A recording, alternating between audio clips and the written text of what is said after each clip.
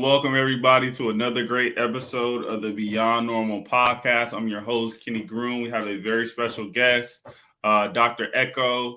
She founded Glow Pediatrics, which it really focuses on having a quality in-home and virtual pediatric experience. Care in the home. Think about for all the parents out there, this is definitely a must listen. We appreciate Dr. Eko spending some time on this. I myself am a new parent, and so these types of topics, businesses that focus on this in general are really near and dear to me. So without further ado, I want to bring Dr. Eko to the stage. This episode is brought to you in partnership with Ascentum, which is an award-winning coaching practice that helps high-performing professionals advance and achieve the promotions and pay they deserve. Ascend to powerful heights with Ascentum. How's it going, Dr. Eko? I'm doing well. Thank you so much for having me here. How are you doing today? I'm doing good. Appreciate you for coming on the platform. You're obviously a busy founder yourself, running your business. We know that's not easy. So definitely appreciate you spending a little bit of time with us today. So the very first question, on the platform that we like to get into, before you starting your business, tell us a little bit about, what was Dr. Eko doing before running her own business?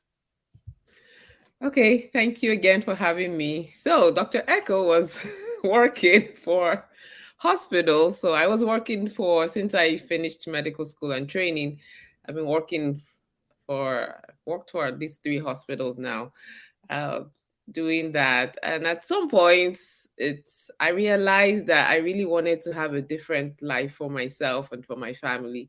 I wanted a life where I could control my schedule. I could be there for graduations. I could be there for holidays. I didn't have to be on call for 24 hours and leave the kids. I have 3 of them, and there's only so much time we have with our kids, right? So I decided to take a scary leap of faith and leave my employee position. And that's how I started Glow Pediatrics. I love that story. I want to dig a little bit further. Let's go back even before you were a doctor. Like, what were you like as a kid? Was this a path that you knew that you were going to go down? Tell us a little bit about your story. Even before you got to that path, even before you went through the med school path, what was Dr. Eko like before she was a doctor? So I was a really shy kid, and I knew from the age of 5, I wanted to be a pediatrician. So I also was the kid who would go into the doctor's offices and need 5 people to hold her down because she was terrified of needles. But go figure, here I am. So I decided I wanted to be a pediatrician because one of my friends died of an asthma. She had an asthma episode that was untreated for too long. And so she passed away when I was younger, growing up in Nigeria, and they didn't have the access to the medications that that's really in the US. It's so commonplace, right? So the little girl passed away, and from what I can remember, that's when I decided I wanted to be a pediatrician, notwithstanding all my fears about being in the hospital, my fears about needles, my fears about anybody in a white coat. I decided that in my mind. And so fast forward, came to the US to do undergrad. And then I had 2 car accidents in my junior year, like back to back, like exactly 6 months apart. So I had the second accident 6 months exactly, 6 months to the day when I had the first one. So because I had the 2 injuries and I had concussions both times, so I started not doing well in school. And I was a pre-med student, so I went from the A student to the DEF student. And so my parents were like, okay, we need to go figure out what's going on with you. So they sent me off to see a neuropsychologist who examined me and told me that, and asked me what I wanted to do. And I told him I've wanted to be a pediatrician since I was 5. And so the guy proceeds to tell me that I have injured my brain and I'm only average, which I'm not sure now what that has to do with brain injuries, but okay. That's what he had to say to me. And then he also told me he said these words, which I will never forget as long as I live. He said, "You will never go to medical school. I suggest you find something else to do." So he didn't say maybe you can get therapy and get better. No, he flat out told me, "You will never do the one thing I've always wanted to do." So, of course, I listened to him. He was the doctor, right? So I proceeded to really fail out of school that semester. Because in my head, it's like, oh, so you're not going to med school. You're no good as a student. So I believed him, and of course, I I failed out of college. So, but my parents were like, the next semester, they're like, "Oh no, you're absolutely going back to school. Doesn't matter what he said. You are a doctor." And so they kept telling me that every day. And was it easy? No, it was hard. It was hard. I did have to do therapy for a while. I struggled with taking tests and remembering things, but with my parents in my ear telling me I was a doctor and not letting me quit out of school, I kept at it and I got better, right? And I finished school, and fast forward, I went to medical school and training. And I am a pediatrician, regardless of what the doctor said. So that's an encouragement to anybody. Doesn't matter what goes on in your past, right? Your past doesn't define who you can be, and who, if you have a dream, just hold on to it. Yeah. You dropping gems there, Dr. Eko. I appreciate that that candid story you opening up for us. You've overcome a lot. And then for somebody to tell you like you're not gonna do something and then you stick to it. It's always great to have people in your corner. Parents are some of the first cheerleaders we all have, right, in life, some of us. And so that's a very powerful story to tell. And so all right, let's get to you being a doctor, you're a pediatrician, you're doing what you want to do. What about that situation working within the system, not necessarily owning your business? Like what was missing that led you to this point now where you have Glow Pediatrics, which is your own thing, your own baby, like your own thing to develop? Yeah, so that's a good question. So after working as a pediatrician for over 10 years, I mean, somewhere along the line, I started asking questions about the way we treat children, especially children with like ADHD or children. And then I discovered how much trauma affects the brain, and that brought alive the whole my own brain story back to me again. And because I just had this affinity for learning about the brain, I couldn't figure it out because I was like, I'm not a neurologist, right? I'm not a brain doctor. Then I guess I had forgotten, or I had suppressed that memory about me having the brain injury and all of that. But that brought it right back, and I started asking questions about, why are we medicating kids like this, with kids with ADHD, and what exactly can we do different, and why don't we ask the questions we need to ask so we can really help children get better, not just medicate them. And so that led me on a journey to asking questions, and I did some additional training in integrative medicine. Basically what that means is we take conventional medicine the way we are trained in medical school, but then there's also evidence-based training. Like, there are things that, for example, with ADHD, it's important to look at what's going on with the child's environment. Has the child been exposed to trauma? Because I have seen kids who've been traumatized act like they have ADHD. And if we don't ask the question, then we hit them with medication, which doesn't necessarily help them. But then the underlying problem is never, ever addressed. So I wanted to switch from just the medication point of view with the way we are trained. And that's not to say we don't ask questions, but I discovered there's more questions that we need to ask, right? And that's what led me to doing the TEDx talk I did on ADHD, about we need to change the way we treat children's ADHD, because there's millions of kids with ADHD, 6 million and counting, and it's increasing every day. So I felt like we needed to do something different. And yes, what I learned, I started implementing with my patients. The other thing that I learned was how important it was to really spend time with our parents, with my parents, especially the moms, right? Because that's who usually will come to the pediatrician. And I discovered that when I started spending more time, like asking moms, like, how are you really doing? Is there anything we can do to help you? Like addressing them, not just their child, that it made it made the whole family, I mean, the child did better, the parents did better, they felt like they were listened to, and it made for a better increased family bond, right? And helping that child grow in the best environment after I found out what environment can really do to you, right? And so, of course, what happens is I start spending too long with the patient, and I started getting into trouble for spending too long with my patients. So if you know anything about the way medicine is run, it's like your time. So it's like you have 15 minutes to be in this patient's room. Now, I was finding I would go into rooms and ask moms, how are you doing? And they would start crying. So of course, I'm not going to leave the crying mother and like, oh yeah, my 15 minutes is up and leave. But then I get backed up, right? And so I started finding that was increasingly happening.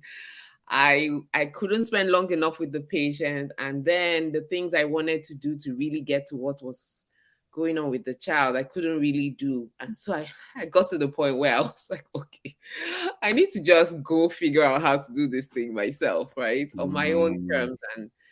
And then I discovered the whole community of doctors, like on Facebook and on LinkedIn, doctors who were trying to do things differently for their patients and that really cared about their patients. And it doesn't mean if you're employed, you can't, but there's certain limitations. So that's really how I got to where I decided I was just going to, I mean, and of course, other things I'm not going to go into happened, which solidified it for me that I really just needed to go decide that I could do this on my own. And was it a leap of faith? For sure. Yes. Because it's like the unknown, right? I mean, I'm not a business person. I've just been trained in medicine, but I've discovered that I can learn anything I put my mind to. So yes, yeah. So I'm curious, like, how was because you mentioned like the support of the family throughout your whole journey into becoming a doctor. What was it like? What has it been like? What is it currently like kind of explaining to your family now that you're still a doctor, but you're a business owner? Like, do they really like grasp that idea, or is there some reservedness because you said that you wanted to be a doctor and you were doing that, now you want to do your own thing? Oh, so from my bigger family, no. From my kids, they're happy to have mom around. And I call them my business partners. So, for example, I went for a speaking engagement to a school last week. I took my oldest daughter with me, and she took the photographs and she did the video. And she was so excited and proud of herself. But I see them as my partners. So I teach them what I'm learning, right? I talk to them about business. I talk to them about real estate, all the things I'm learning. I'm taking them along with me. So, and I think that's the way it should be as parents. It's not the school's job to educate our kids. It's our job. I mean, whatever you're doing, see your kids as your partners, and you'll be amazed. The bond between you and your kids will definitely grow stronger because they see that you are taking them along with you on your journey, and it's not like you're over there and I'm over here. So yeah. So it sounds like you're grooming some future CEOs. Yes, definitely. Yes, I love to hear that. We all know we need more entrepreneurs. We need more people, like you called it, kind of taking that gamble on yourself. I over the past probably 60 plus episodes, I pretty much compare starting your own business to jumping off a cliff with a parachute, hopefully, but it is an experience that's not for everybody. And so you're dropping gems, Dr. Eko, gym after gym, but I want to take it to the next phase of the conversation. Get into you fully wearing your ownership hat of your business. There's things, obviously, it sounds like you being trained, as a doctor that may have helped you to start your own business, and you feel like you're equipped. Can you name one of those things for us? And then on the flip side of that, what's an area where you as just being a doctor, you didn't necessarily have the experience or the skill set in, where you had to maybe pull somebody in, pay somebody pay somebody, right? Pay others to fill that gap or do that for your business? Yeah. Okay. So something that it was another doctor who described this is selling, right? So as doctors, we sell health. Mm-hmm. If you look at it from that, I didn't used to look at it like that. It's like, oh yeah, this is what I do. I just talk, right? Mm-hmm. And I tell you, so you need to do this for your child. So, oh, you need to take your kid to the dentist so their teeth don't fall out, because actually, if you don't take care of your teeth, you can have a brain infection, and the kids are like, oh, okay, so I'm gonna brush my teeth, right? Mm-hmm. So we're trained to sell, but not in the way you think of salespeople. And so a, a pediatrician colleague who's a coach, she kept saying that, Dr. Una, and she kept saying, no, you're trained, we already most amazing salespeople if we just think about it in that way. So it's like we're selling health to people. Mm-hmm. I mean, it's not like fake health where we encourage people. We don't like, oh, we're not sleazy about it, because it's just, I mean, it is what it is, Mm-hmm. right? We're just telling you how you can your health can be improved. So I once I realized that made my having to talk to patients so much easier, or potential patients so much easier, because it wasn't like, oh no, I don't know how to sell. Because as an employed physician, you get so used to, oh, the patients are sitting there. All you have to do is show up and see them, right? Versus now you have Mm-hmm. your own practice. You actually have to go talk to these people and tell them what you do. So that was an experience. And so, in terms of something I didn't have the skills for, is more the financial and the marketing part, right? So, yes, I have invested in coaching, I've invested in training, just to help me figure out that whole sphere that I'm not used to. And I know it's a work in progress. So I decided I was Mm-hmm. going to do it afraid as I feel. And I feel Yeah. the fear every day, and I keep going because I've told myself that I'm not going backward. So I'm not going back to being employed. I'm going to continue. Yeah. So Got it. Got it. So you're an entrepreneur for life, is yeah. what I'm hearing from Dr. Echo. I love to hear that. And I want to go back to your strengths. So you mentioned the selling piece. Doctors definitely got to be the ones to sell, like, hey, take this. Here's why you need to take this medicine. Here's why you need to do these exercises. Um, I definitely get that part. So I'm curious, like, you being a doctor, when you go to the doctor for yourself, are you like, knowing that they're trying to sell you on the health, are you like pushing back extra, or do you kind of, acknowledge like, hey, they're the professional in this case, I'm the patient? Do you take yourself out of wearing a doctor hat when you go to the doctor yourself? Oh Lord. Okay, good question. So I mean, when I'm sitting in front of my doctor, I don't think they're trying to sell me something. It doesn't come across that way, right? Because Mm-hmm. we're doing it because we care about the people we take care of. And yes, my doctor knows I'm a doctor. So we have conversations like colleagues. They Mm. often will say things with the caveat, do you have a different opinion? What do you think? So it's a little different because they already know off the bat who I am. So Mm-hmm. I yeah, so I take their advice, I ask questions, because that's what I tell all my patients. Make sure you ask questions. Don't say they said and you're not even sure. It's better, and doctors may be in a hurry, but if you ask a direct question, they should answer you, and they will. So I ask lots of questions and I take their advice because I don't know Got it. everything. Last time I checked. Yeah, got it. No, that makes sense. So you, like you said, you keep it as a conversation, and then the reason why I asked you that is because for Glow Pediatrics, you being a parent, you are a parent yourself, but then a lot of your services are around parents and the needs of their little ones.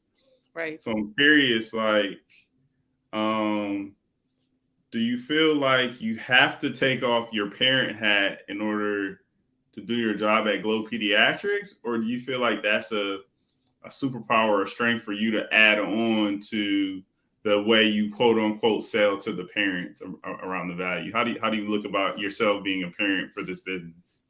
Oh, it's the best thing ever because I show up as my whole self. My whole self includes me, the parent first, because I always introduce myself as a mom first.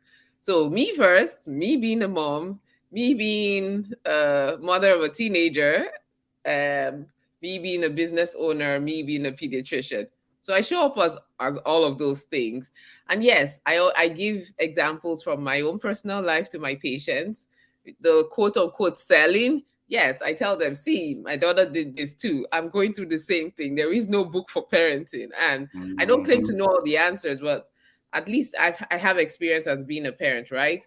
And I've done extra training, and that combination definitely is what is a winning combination because I'm not separating myself as this separate two things. That's what makes me the pediatrician that I am, being a parent. Yeah. Got it. I think that's nowadays I don't think there's a right or wrong answer. I think nowadays people do go into challenges and they say, "Hey, I'm just going to take on the challenge." And then it's like, "Well, do you have experience with it? Is this speaking to you?" And they're like, "No, I just want the challenge of creating a business for this." Right. And for parents, for anything medical, for anything health in particular, you mentioned the experience with the doctor. One of the questions I ask a lot of questions myself with my doctor, and it's like, well, if you were in this situation, would you take this yourself? Like, you're giving me this advice. I hope that you would be giving it, like, you would be doing the Right. same thing if taking your own medicine, quote Yes. unquote. And so I think that's like the way you just explained it. Like, it's one of those things. Like, this is a business you could see yourself using, and it's not necessarily you just solving a problem for somebody else. Yes, absolutely. Yeah. I often end when I talk to my patients, I'm like, if this was my kid, this is what I would do. Because they even ask me that, if this, would you give your kids this or that? And I say, yeah. If it was I don't even wait for them to ask. I tell them, and I believe in I'm being truthful and I'm being honest. And I'm like, yeah, if this is my kid, they won't be here. They will be in the children's hospital. When I work in the hospital, I say that to them. I'm like, no, I'm not keeping your kid here because I feel your kid needs higher level of care. If that was my Mm, kid, that's where my kid will be. So mm, definitely I feel like my life is preparing me to help my kids in my practice. yeah, I Yeah. got it. Yeah, I love that a lot. One thing that just came to mind, you mentioned health, and that's at the heart of what doctors do. I noticed one thing recently, taking my little one to the doctor. They don't give candy anymore at the doctor's office. Is candy a no now, Dr. Echo? Well, candy doesn't really help you. I love to talk about brain, right? The brain, the health of the brain. The brain does not like the sugar. The brain does not like all those dyes in the candy. It just messes up with your brain, and not just your brain, with your tummy. And whatever you put in your mouth that goes in your tummy will eventually end up in your brain. So, if you want your kid to build up all these things that we know are not good, then yes, you can hand it to them. If you don't want that, then you not do that. Yeah, So got it. I taught my 3-year-old that blueberries was God's candy. And if you see this girl Mm, eating blueberries and she announces it loudly to anybody that will listen, blueberries is God's candy. mm, And she doesn't look for candy. She looks for fruit because it's what they see, right? My kids, I have fruits for snack. There's no candy. Yes, are they tempted when they see candy? Yes. But it's of course it's controlled. I mean, yes, they may get a piece at school, but there's none at home. So for the most part, they're not getting it unless somebody else gives it to them. So, but then they mm, grow up with that, okay, understanding why. It's telling them the why. So I explained to her why, and she can actually tell you what blueberries do to your brain, how it helps protect your brain from infections. So it's again, it goes back to us as teachers, seeing ourselves as our kids' teachers. We can't tell them don't eat candy and then we're eating candy or we're drinking sodas. So I don't know if that answered your No, question. you did. Nah, you dropped another gem. Blueberries are God's candy. That Yes. is something I'm taking a mental note. I'm going to be using that with my little one. Good. But I think like you just touched on like the evolution of like there's a way that we can teach now. Obviously, 20 years ago, whatever, decades ago, whatever, couple years ago, maybe I shouldn't try to date myself. They were giving us candy all the time. Whether it was a doctor, whether it was the dentist, it didn't matter. They were giving us candy. They're giving us shots. They weren't Right. giving us shots. They were giving us candy. So there's this evolution going on. And I think what's cool is that for the medical space, for doctors, I'm seeing more and more doctors kind of evolve and kind of, take the step of having their own business and, going down the path that you're going down. So I'm curious, like for you, obviously you've been on a TED Talk stage, right? For certain topics, like you mentioned earlier. Like, what would your TED Talk be for doctors, in terms of going the route like that you've gone in terms of starting your own practice, starting your own business? Like, what has it allowed you to do? Um, being a business owner that other doctors should know about. Oh, yeah. Great question. So, my TEDx for doctors is you can do this. Yes, we're not trained to be business people, but we can absolutely learn anything we put our minds to. And if you're looking for time freedom, if you're looking for family freedom, if you're looking for location freedom, if you're looking to be able to serve people the way you've always dreamed about doing it, then it's a no-brainer. You start your own practice. I mean, even if you're employed and you want to do something different and you feel like there's something else you want to do, take a leap of faith and do it. Because then you find that your life is so much more fulfilled. And is it hard? Yes, but we're going to do it anyways, right? Medical school was extremely hard, but we all made it. So if we can do medical school, we can definitely do this. So. I love that. Short and sweet.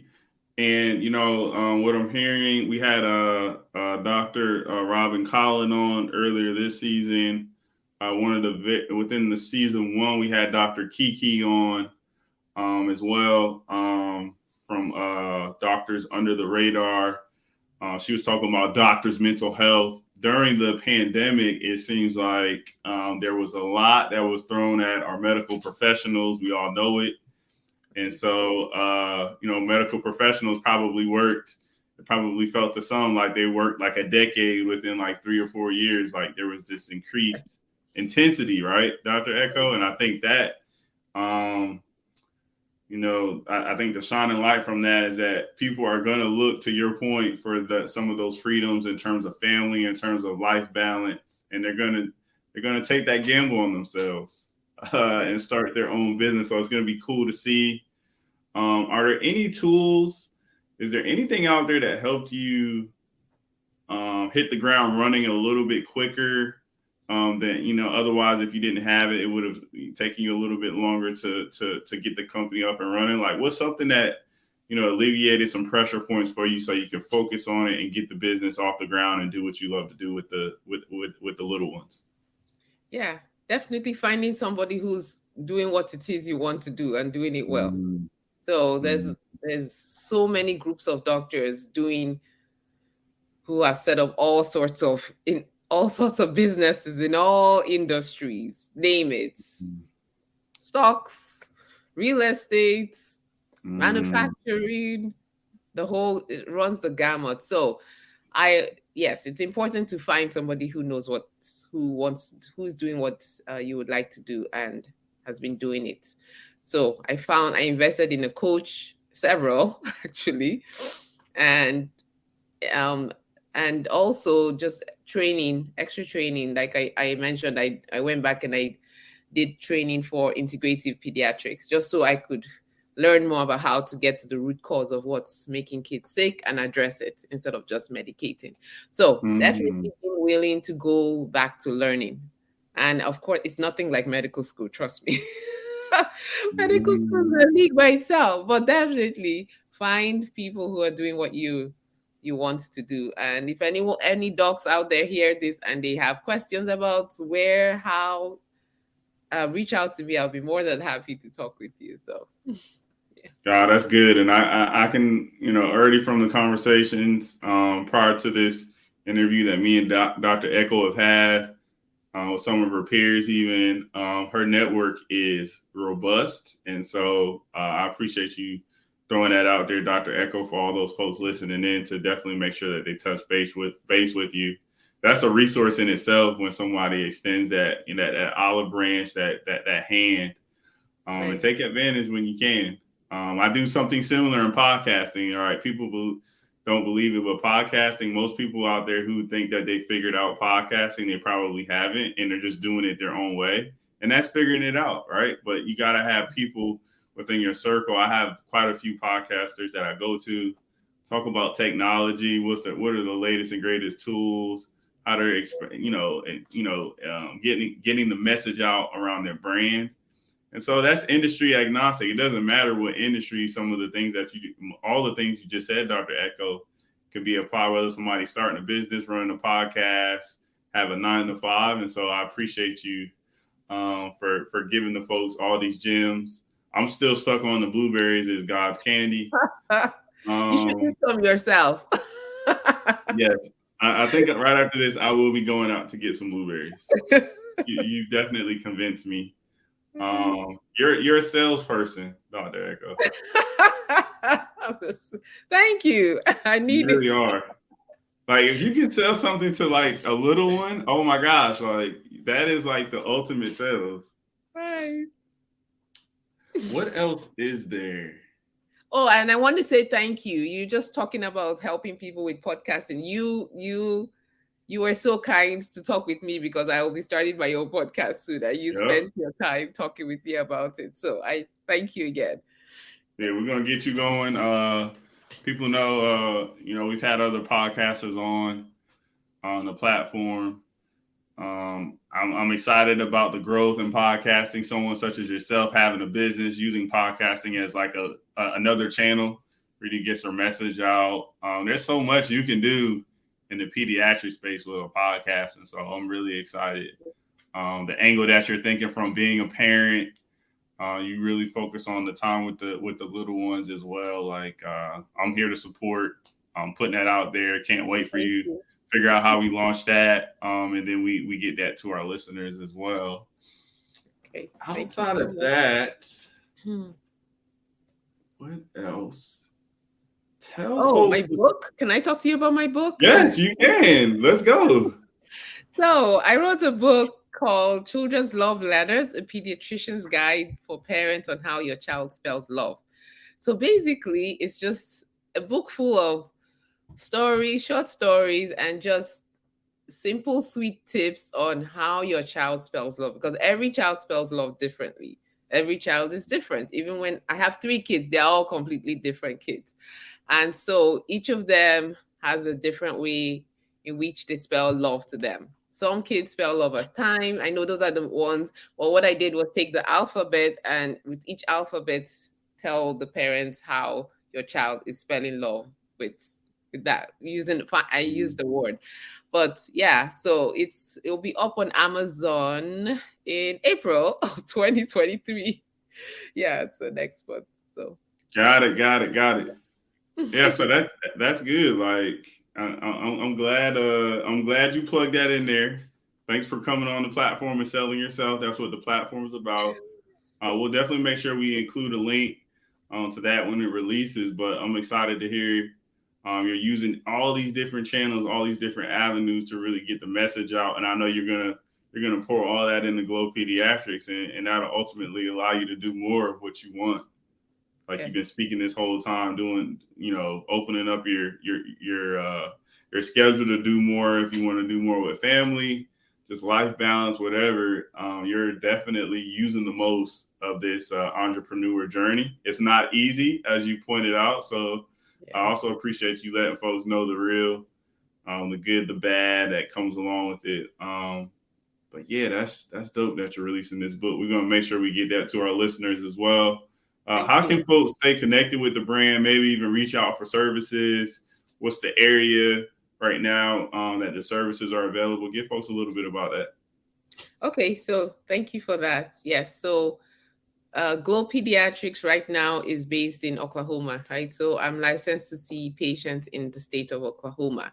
But the other thing I do is I provide training for teachers on brain health because our teachers need all the help they can get and all the support they can get to help our children do better, right? Because your teachers spend 8 hours or 7 hours a day with your kid. But that I do nationwide. I talk to teachers all over the country about brain health, how they can boost their brain health, how they can help their students boost their brain health so that the students learn better. So, but to reach me, yes, glowpediatrics.com is the easiest way to reach me. Yes. I'm also on Facebook at Glow Pediatrics. I'm on LinkedIn at Dr. Hokehe Eko. I'm also on IG at Glow Pediatrics.